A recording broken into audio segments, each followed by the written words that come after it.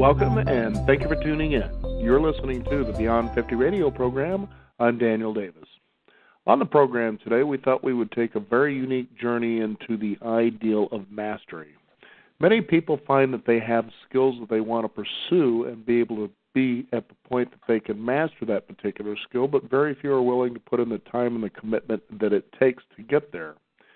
And I was of the thought one time as I was traveling on the highway, the idea of mastery came to me, and I thought, if a person gets in pursuit and actually has this happen and they achieve that level, life would simply unfold and serve itself to them. Our guest on the Beyond 50 radio program today is someone who was raised in what are considered women are inferior circumstances from China. The idea is that her life would be planned out before her. She would get married, have children, and cater to her family as a housewife. But at the age of 40, our guest decided to turn to competitive sport shooting, which liberated her and turned her into an elite global athlete. Just to give you an idea, she is the first woman in the history of the Bianchi Cup to win 8 of these national top women titles, plus 2 additional world titles as well. This all starting at the age of 40. Her memoir is Champion, the most unlikely champion, that is. Our guest, Vera Koo. Vera, thank you for being on the Beyond 50 radio program. Hi, Daniel. It's my pleasure, and thank you for inviting me. Oh, you bet. You know, when it comes to mastery, it was really funny because here's what it was. I was outside of a Navajo Indian reservation. We had just come from a place that it's called Dinosaur Tracks, where it's just off the highway, and you get to see actual fossilized dinosaur tracks, velociraptors, dilophosaurs, so forth, and even fossilized dinosaur skeletons, skulls, this thing, and I was really amazed. It was the first time I had seen that, out in nature versus being in a museum. And for some reason, I thought of simplicity as I was leaving, how simple that Navajo life was. There was this guy raised as a child in that area, always exploring, and I thought, life does become easier in some ways when you're in pursuit and you hopefully achieve mastery, but it takes work, and that's a lot of what you talk about in your book. Well, I think mastery was not my intention. It just kind of evolved by itself, and I consider life is just really full of surprises. You never know where you're going to end up. So let's talk about your particular journey and how you became interested in the pursuit of championship shooting. Actually, guns is such a foreign object to me. I was really fearful of guns. And I remember my husband has a couple of small guns, and he tried to show me how to load and unload a regular gun. And I remember he probably showed me 12 times, but I had no impression afterwards. It's because I never touched the gun. So it seems like he's always trying to show me how to do it, and I just didn't learn because I wasn't interested in it, and plus since I was really afraid of him. But I think later on I had a couple of incidents where I thought ignorance was really harmful for me if I don't know the handgun safety aspect of firearms. And so I went to take a college class at the Answer College, which is a community college in the San Francisco Bay Area.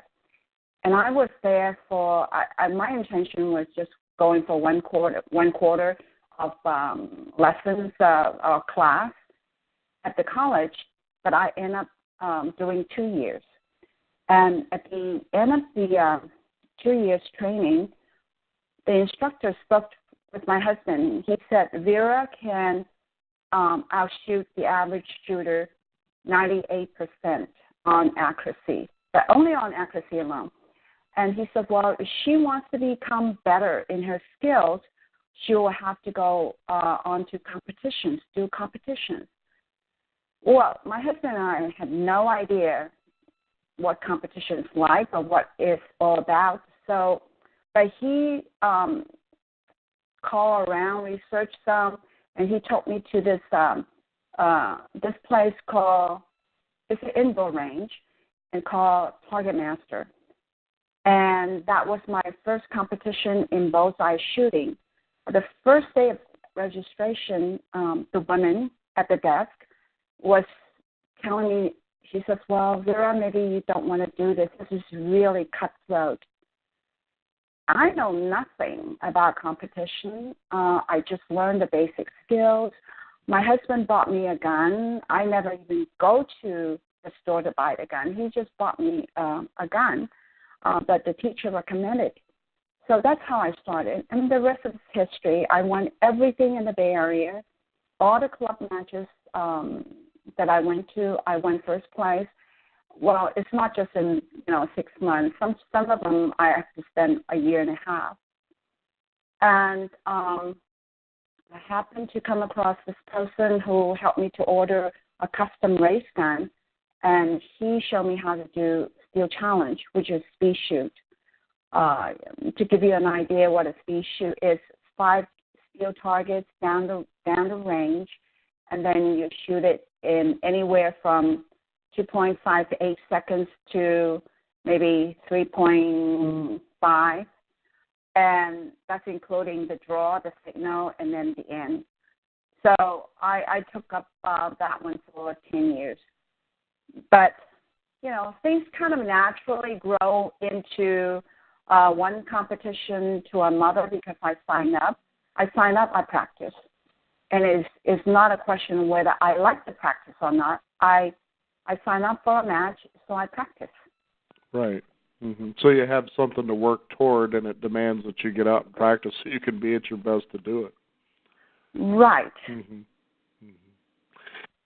I think what's really also compelling about your story here that people should come to understand, it's one thing if you decide, I want to pursue, let's say what you did, which was the sport of shooting. But this could actually go in any range of pursuits, especially for women, where there tends to be a societal ideal that women, their role is supposed to be, as it was for you in traditional China, is to grow up, marry, have children, and basically keep the house in order.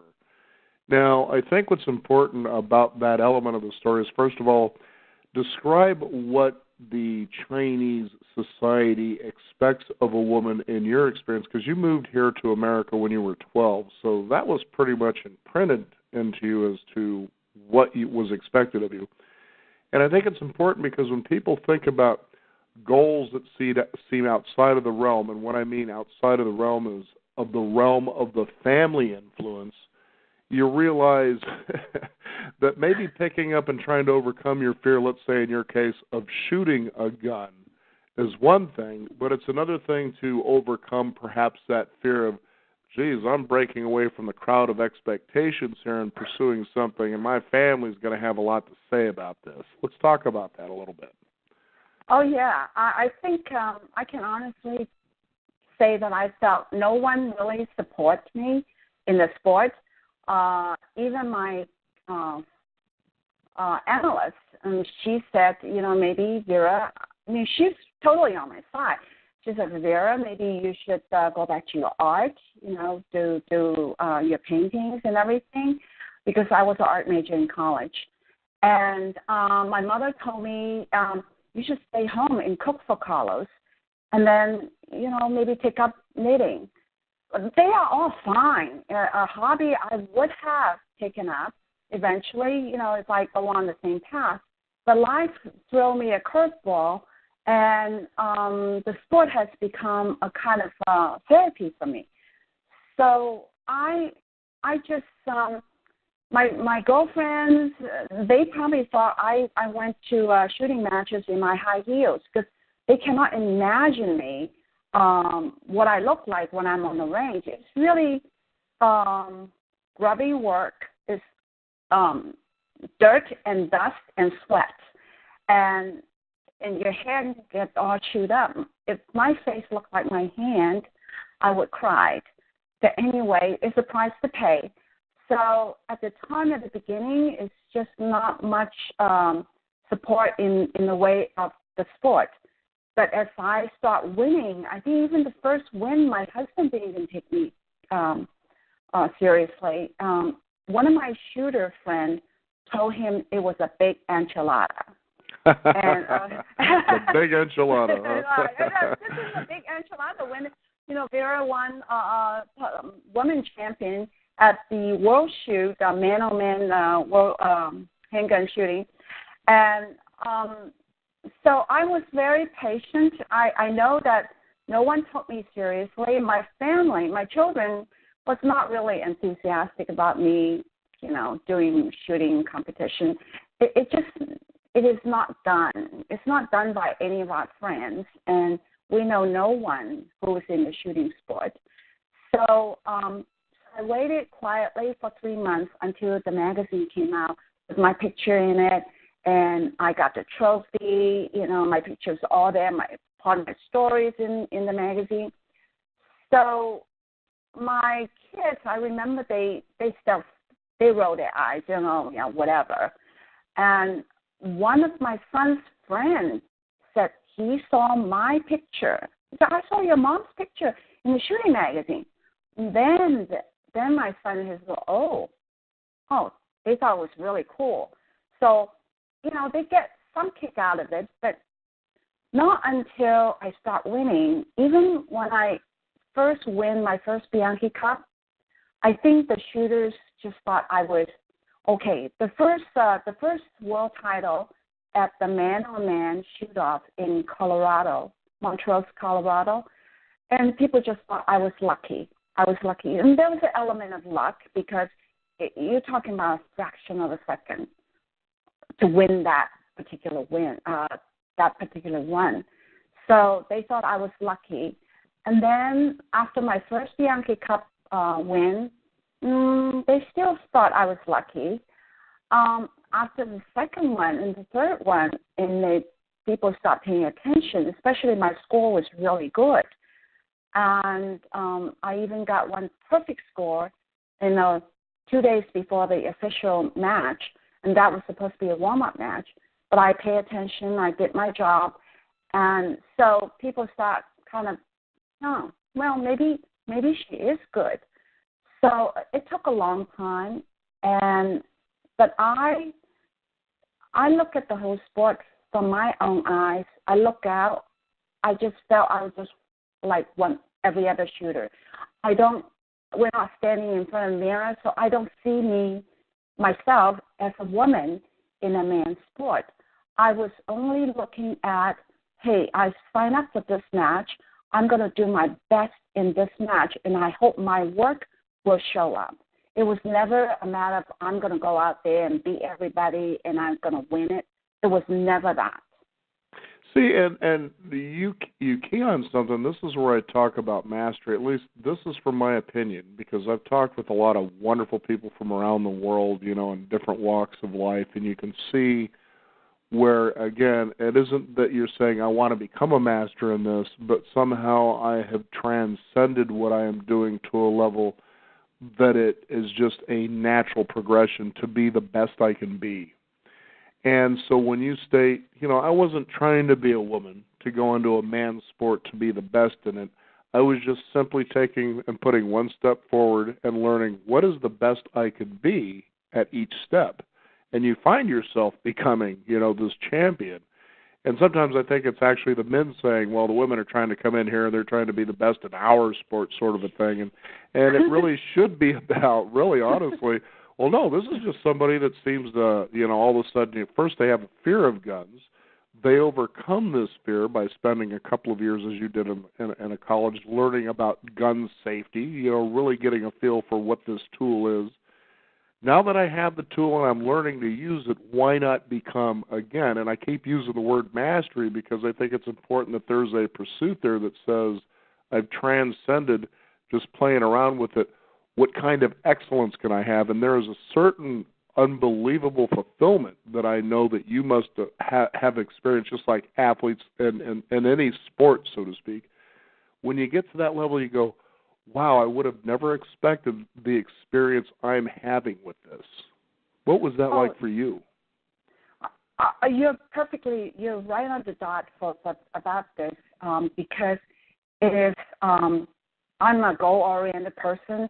I need to have set a goal, and I work towards it. It's always been, actually, shooting was a project for me. I was going to spend 10 years on it to learn it and to become better and better. I had no particular level that I was aiming at, but I just want to be a little bit better every time I do that. So the incremental improvement was enough to get me to practice months on end for another level of showing, just becoming a little bit better at the skill. And, you know, women in my generation, this is not heard of. You know, a husband will let her do this, and he actually financially support me in the sport. My husband's associate once told him, these were Chinese businessmen from China, and once told my husband, he says, well, why don't you you should lock up your wife. Well, give her a beating, a good beating, and lock her up, you know, in the house. What is the woman going out there, trotting all over the world, doing shooting competition? I mean, you know, how that should never be allowed. So my husband came home and told me that, and I just laughed. But I'm very grateful for the fact that my husband allowed me to do it, and I see it as an opportunity in life. This is a rare opportunity, and I never let opportunity pass me by. And that I preach to my children and to, you know, people who will listen. You just don't let windows of opportunities pass you by, because you may never see it again. You'll never feel ready to take the opportunity, but if you don't take it, yeah, you may never see it again. So I fly by the seat of my pants most of my life, and I learned so much, and I know that is the way to do it. So everything since then, it's always been an opportunity showed up, and I said, well, I don't know how to do this. I don't think I can do it, or I am afraid, but I just take it and then learn it on the fly. And it's been rewarding because it gave me something. Now, let's talk about some things people don't really see. Now, it's you know, you see the championship being won, or you see, in your case, your particular championship being won. You see the medals. People always experience the end result. And they think, okay, well, it's obvious practice and hard work and commitment take you there. But a lot of times what they don't hear is the story on that road where there were tremendous obstacles that, as you said, life is funny, that get in the way. Now, the first, to me, almost seems like the easiest one, but I know that it was a hard one, especially because of your culture. And if I remember right, it was, wasn't it Carlos's dad and his attitudes toward what you should be doing? Oh, yes. Now, that guy there, I was like, man, what, is he out of his mind? But see, these are important things for especially Americans to understand because of how the Chinese culture really is, how traditional it actually is. Well, I can speak from my experience that life may have dealt you a hard hand, but there's always good things coming out of that hand, even though it was bad, but there's always some good in it. Carlos Bad is a traditional Chinese person. Carlos is the only child, so obviously the parents is iron claw on it, you know, holding onto Carlos. And I'm a traditional, with my traditional upbringing, I serve, I'm subservient, I'm obedient. I just do what I'm supposed to do. Like my mom calls me 3 times a day, every day, telling me that I have to be a good daughter-in-law. If you love your husband, you have to serve your in-laws and then treat them like your own parents. So I did. I was subject to what you would call today is emotional abuse. But, of course, I didn't know the words then, but it was something that I endured. But let me tell you, if I didn't have those experiences, I would not be so hardy in the sport that I pursued, because that's what I have to endure too, is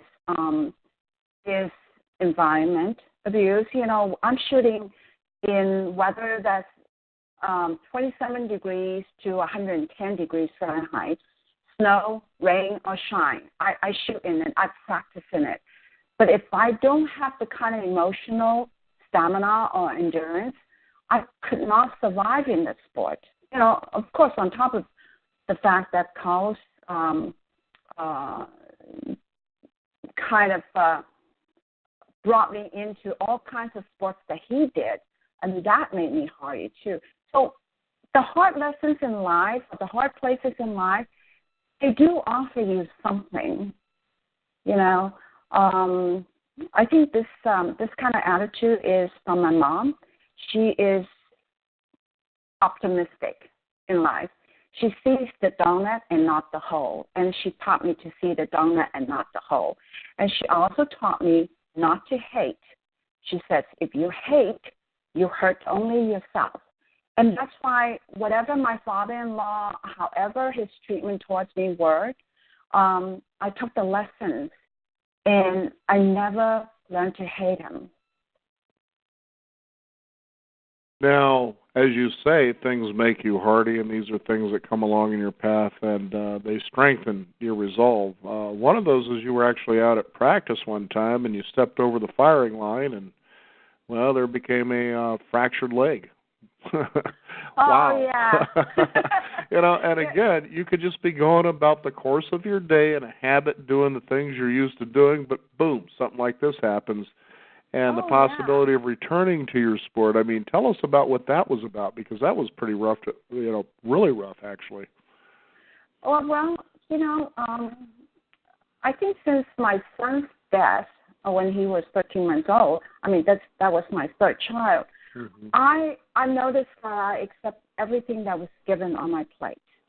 And I somehow that's the way I came. I accept what's on my plate. And when I step over that rope that my boots got entangled in, just kind of hooked a little bit, and then I just fall forward. I have taken really phenomenal type of falls from skiing on the express slopes. I never hurt anything. I never broke anything. And this is a very benign. I look at the ground. I was so close. Nothing could possibly happen. But I had a spiral fracture, and I broke 2 bones. And it was just like my foot was falling to one side of my leg when I moved it, and I know, oh God, does not look good. And I look at that. I don't want to freeze overnight because it's 40 degrees. I've got 5 layers of pants. 5 layers on top, and then 3 layers on my legs. And it was slightly drizzling that day. So I know that if I don't get help myself, there was nobody left on the range. Nobody came to the range. Nobody shoots in the rain. So, but I am preparing for a match so that I practice in the rain. And, yeah, that was a big surprise. And to me, it was like, I believe that all of us can do that, because when you get pushed to a corner and you have to save yourself, we all be able to do that. When we don't think that we can, if you're just thinking about it, what if this happened to me? What would I do? No, I think when you are the only one who's going to be able to save yourself, you will save yourself. Yes, I prayed. I prayed to God that He helped me to make a decision, right? I'm just thinking, well, I can freeze overnight, and then if I was bleeding, I would just die on the range. And the one of the firemen told me afterwards, he was a shooter, he says, your kind of injury can go south really, really fast. He says, well, people die from that kind of injury. I was lucky. The recovery was just, my husband really, really helped me. Yeah. It was a whole year. Wow, amazing. As people listening to this program take a look at or listen to your story, what do you hope people most gain from reading your memoir? Okay. Actually, my intention for this book is to help other people to get through their darkest days in their lives. And the seed was planted by my analyst, who I was with for 2 years. This is 20-some years ago. I had a personal crisis. There's a personal trauma that destroyed my whole world. And from that point, I remember seeing myself die. And I watched myself die for 2 years. And I remember, and I said, well, I'm going to be the only one who can save myself, along with the help of God. And the counselor told me that I should write a book, share my story with other people, because she believes it will help other people. And that was the seed that was planted 20-some years ago. And I'm a person of habits and setting goals. And so the book project has become a project for me. And I was always searching for another project after I retired from shooting. And that has been my goal in, creating the book, and hopefully that I can pass on life lessons and messages in my book from my story. My hope is that everyone will take away something from my book. As a matter of fact, I have really positive feedback from the readers who have read my book. First of all, they tell me that they cannot put it down. A lot of them don't know me, like the lady from exercise class. She cannot put it down. She told her children to go away. She says, well, let me finish this book. And then I have a CEO from a large company who also, a couple of them, and their email has been to me, they say that my story, my book, has make them laugh and make them cry. And then one of them says more than once. So I feel very encouraged that they can relate to my story, even though they're men. They can relate to my story. And several people who have called me and told me, I feel like we are alike. That is the best kind of reward that I could possibly get, is because they can see themselves in my story. So I know when they told me that they cry when they read my book, it's because they see themselves in my story. They're not crying for me. They're crying because they know that place. So my intention is just to help people, and this is my contribution. And it's so true. I remember years ago, and I think all of us, especially in the early years of our life as we go into adulthood and go out on our own, is we have this period of self-loathing. It was funny because I had just talked to somebody just recently. He was 28 years old, and you could see he sort of had this doldrum look in his eyes, looking down. He was upset, depressed, whatever you want to call it. Well, what's going on with you? And he says, well, I just thought I'd have a lot more going on in my 28 years than I do now. And I was like, really? And I said, don't worry about it, because I'll tell you what, the truth is, when I was about your age, 28 years old, I felt the same way, 27, 28. I should have a lot more going on in my life now than I feel that I do, but I'm just doing this. And, what I encouraged him to do is, the first thing is, what would you really like to be doing in your life? What haven't you done that you would like to pursue? And he says, this. And I said, let's get started on that. This will be your homework. Go home and write down what you expect out of this, what you want to do, so forth, and what it'll bring to you that will change the way you see your life as it is now. And I said, the second thing you need to come to understand, too, is although you look at, let's say, because he loves sports, at all these sports heroes that people seem to celebrate, or even actors, if you want to talk about them, musicians, artists, so forth, what you should do is go to the library and pick up biographies or even autobiographies, or in your case, a memoir. You're a world champion, oh my goodness, like a world record shooter, for crying out loud, starting at the age of 40, but realize these people had obstacles just like you did. They were their obstacles, but, I'm letting you know, they had these. You should see these people that we esteem, what they went through. And then you start looking at your own life, and it's like my wife likes to say. She says, we could take all the problems in the world. We can put them into one large pile. And she says, I'm positive you will gladly reach into that pile and you will take your problems back. Yes. Well, we're all human beings. We're all alike. We just timing and format is different, but we are all alike. And yes, when I was 28, I don't even know what I was doing. Right. I was just kind of going along, and this is what I'm supposed to do. But I want to pass on the message. Mm-hmm. I thought it was so important because I would have loved to have the message. It's about life is wonderful after 50. My mom used to tell me, you're 50 now, you don't wear high heels anymore because you're half 100. And I remember she was wearing high heels when she was 65. So I said, why should I stop, right?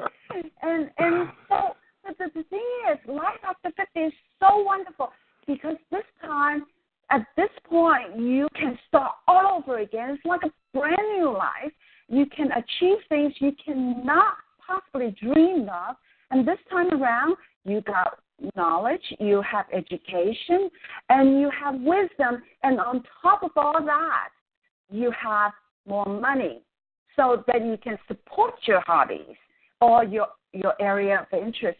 So life after 50 is not like you're over the hill, you're gone, you can just sit back and just relax, don't do anything.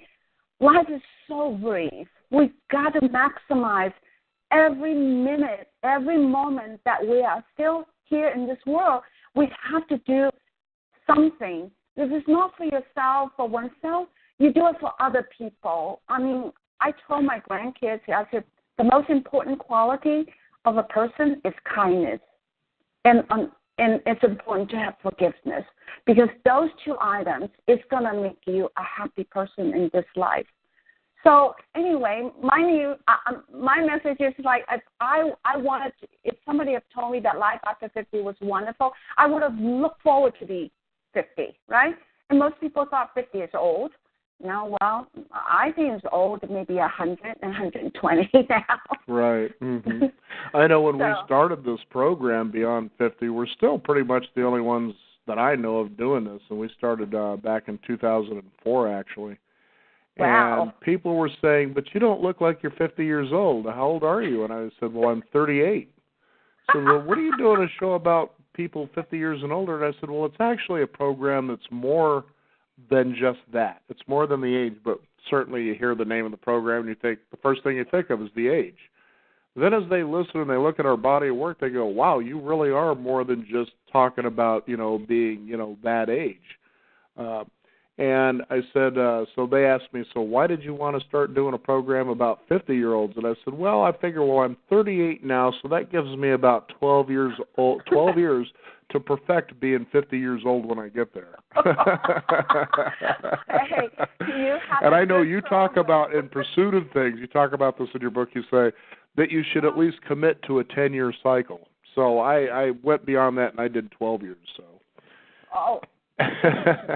It's wonderful. You know what? You started early. You sound like an old soul, and by sheer law of attraction, you will attract the information that is pertinent to 50 and over, because there's so much to hear. Because I've been listening to your radio.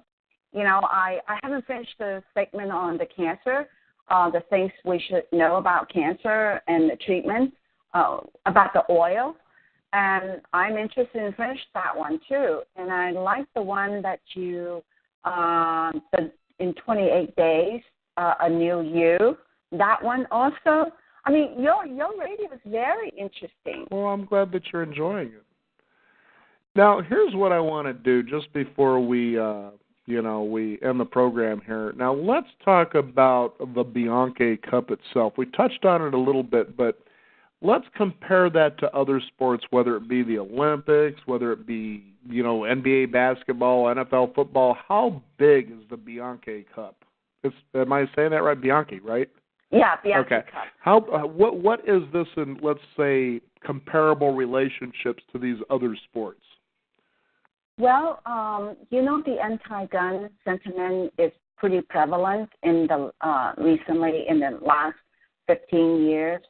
So the sport does not offer big purse. So that's why the draw is slower. It's small compared to the other major sports like football, basketball, Olympic Games. I think, once the Olympian makes to the top, they have sponsorships, they can make money.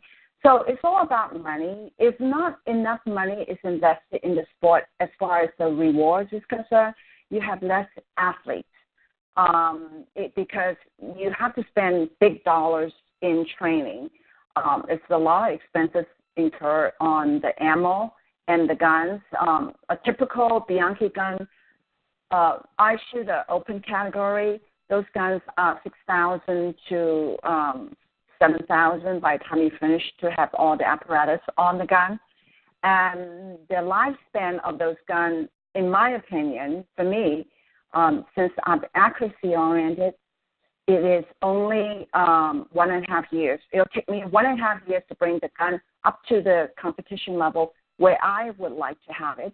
And then 1.5 years later, I believe, for me, is the accuracy will stop fading some, and then the gun becomes a trainer gun. So we're talking about expenses that the individual has to invest in the sport versus the return of money, of the dollar value for the sport. So you're really doing this sport that's really a who's who. It's really for the shooters. So to speak. There are shooters who make maybe 200-some thousand a year, but there's very few of them. And this is almost, you can compare, I compare to, like average shooters. It's almost like somebody who is majoring in art and decide to turn that into a profession. My father told me, he said, well, you better bring home a paycheck if you're going to be a major in art. So I went into commercial art. But for most of the painters and the illustrators or specialty artists, they are not making that kind of money. So shooters are the same. The largest turnout for the Bianchi Cup is almost 300 people. And 300 shooters, this is not like every shooter will come to Bianchi. The Bianchi shooters are, by the time you arrive at Bianchi shooters, you're quite an accomplished shooters already in other disciplines because you have to know how to shoot well in order to come in. Mm-hmm. Now, and you were one that was also a shooter for speed as well as accuracy. Is that correct? Yes. So now what does that mean exactly? Okay, the speed shooting is 5 steel targets, downrange from anywhere from 12 yards to 40. Used to be 40 yards. The 40 yards target, which is almost half a football field for the listeners out there. So that's a little bit of a distance. Yes, but for my Bianchi Cup, I'm shooting at a 4-inch target at 50 yards. So 50 yards is actually half of a football field length, distance, right? Right. But those guns are built for super accuracies. And then I drop to the ground on a signal, drop to the ground, and I shoot from that position to a 4-inch target for my level. The target itself is much bigger, so you can have different grades of scoring. But for steel targets, the largest ones I think is 18 by 24. That is 40 yards. You just have to nick it to consider a shot. You only have to make an imprint of slightly from the bullet. So it could be on the edge. If you have made a little shadow there, you hit it. That's considered being, you hit that 18 by 24. This is for speed shooting. So you will have a draw. Some of the top shooters, they have a draw that's under a second. So you hear a beep, you draw the gun, hit the first target under a second. Those are all pro shooters. And for me, when I was shooting out there, I was doing, 1.7, 1.8. That was my fast draw and shooting and make sure I hit the first target. So in other words, John Wayne would have been an envy had he ever known you. it would be fun. You should have been in the movie Tombstone with Kurt Russell and Val Kilmer. You should have been, this is Ms. Doc Holliday. I'm your Huckleberry. 1.5 seconds to hitting a target that's about, it's not very big, 40 yards downwind and hitting it. Wow, that's amazing. Okay. 1.5 seconds, I think they're hitting it on the close targets, which is about 12 yards. Okay, 12 yards. But for 40 yards, that one's called outer limits. So there's 5 targets. So first you have, I think the first one is a 12-inch target, but you do have to hit it. Those pros, they will hit it at, I think the first one maybe is 15 yards. 15 yards, 12-inch target. You have to hit it in 1.5 seconds. And then the 40 yards is included in that array of 12-inch targets, and then I think the center, they're all 12-inch, 3 12-inch, and then 2 18 by 24 down at 40 yards. And that particular one, I think they can shoot all that, and besides you have to move from box to box.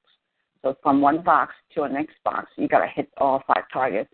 I think they were, the fastest ones were 3, a little bit over 3 some.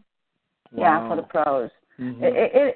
It's a lot of practice. You're talking about training with 1,000 bullets on a stage, one stage. Right. Just that particular format. You train like 1,000 rounds.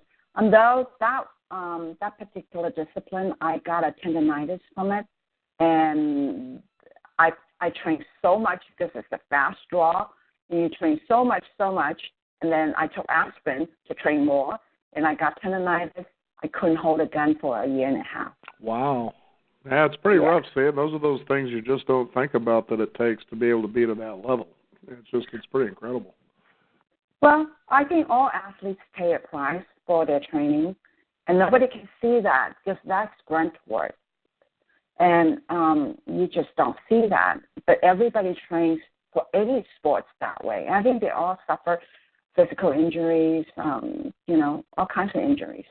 Absolutely. I know my cousin, he says, if you get into the college level of playing football, he says you're pretty much guaranteed to have a knee injury. I was like, wow, pretty crazy stuff. So you won the gold medal basically 8 times? I mean, wow, that's amazing. And you're still shooting to this day, right? But not so much in competition. You're just shooting because of the pleasure of it, correct? No, I did competition. I mean, 2 years ago, I went to New Zealand for the World Championship. I did 15 matches. That's including the World Championship. So including the national and the world. So I did 15 matches in 2016. I was 69, turning 70. I was turning 70. Wow. And I was, that New Zealand, I missed the 3rd place by 1 shot, and I was 4th place in that World Championship in the women's category. And so typically for a World Championship to occur, which is every other year, I would shoot about 14 to 16 matches in that year. And that's pretty much taken me every other week out of my home. Wow. Now I got a question for you. Are you a grandmother? Yes, okay. Yes. I'm a grandmother of 5 granddaughters. There you go. The reason I wanted to bring that up is, you're at the age of 70. You're still shooting in competitions. And I just want to send a shout-out or a warning to any listeners out there. You want to pass off this message. If you're thinking about stealing this grandma's purse, here's probably what's going to happen. You'll get about 70, 80 yards down the sidewalk, and she's going to whip out her pistol. In about 1.5 seconds, she's going to shoot the strap of the purse, causing it to drop and fall right next to you. And you're going to realize, wow, She could have had my head, which is a much bigger target instead. Well, Grandma nowadays, most of them are pretty fit. I mean, oh, yeah. I keep telling men on this program, keep yourself in shape, guys, because these women are getting hot in their 60s and 70s, and I literally do mean that. They're good looking. I mean, they don't, they're not like they used to be. Well, crazy stuff. Yeah, I think, my granddaughter, the oldest one is almost 17, and the youngest one is only less than 2 years old, but, you know, I have 12 years old, 12 years old, and then one is 14. The other one is almost 17. Us grandmother ladies are still strong and going strong. Besides, I just announced my retirement. I'm turning 72 this Christmas.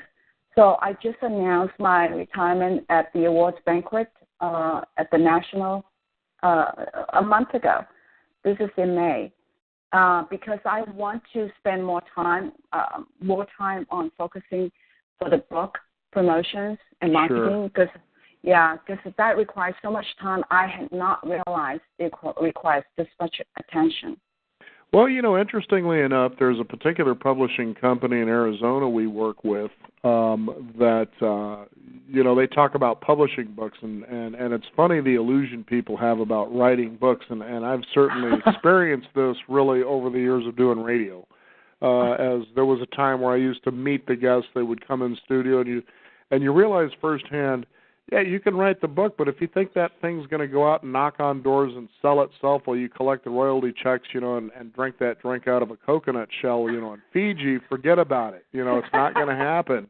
You got to get out there and you got to sell books, you know, and let people know you're out there, and you realize that's a whole different career all by itself. Oh, definitely. I figure, you know, the question I know the precise minute that I made the decision when I was out there doing I finished the World Championship. We placed, my teammate and I placed third place in the U.S. Women's team. And so, you know, I guess I should say, U.S. Women's team placed third in the World Championship. The first and second place was taken by Australia and New Zealand. And when I was doing the national championship a day later, which was back-to-back, and I remember the precise moment that I realized that I'm going to retire is when I put my left hand on my right forearm. Then I realized how much muscle mass I've lost since I crossed over 70.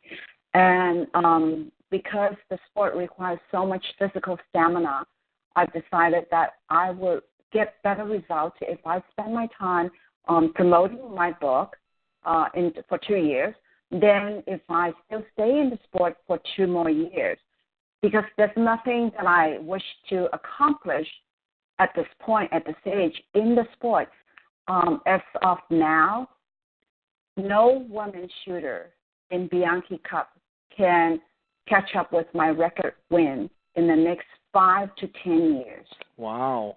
No matter how good they are, because I know who's out there, because I've been shooting with all these ladies all these years. So I know who's out there, what is required and all that, and I know no one, as of now, will be able to catch up with my record win for 5 to 10 years. So there's nothing else to do out there.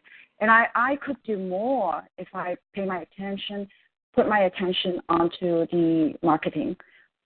You know, it's my project. I want results, right? Right, so sure, absolutely. Yeah, it's going to be 2 years. 2 years and see where it goes. If I'm still healthy and strong, I can go travel and promote more. There you go. Take the grandkids along and show them what excellence is all about. Because after all, you know, they're going to imprint what you show them, and when you show them excellence, they'll demand that for themselves just like anybody else should, and realize obstacles come along, but that's where you really build, as you said, your strength and resolve, and there is a lot of truth in that, you know.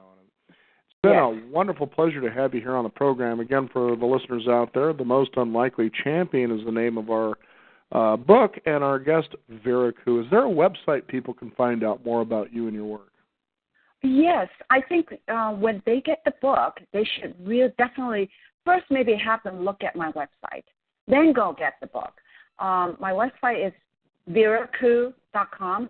It's VERAKOO.com.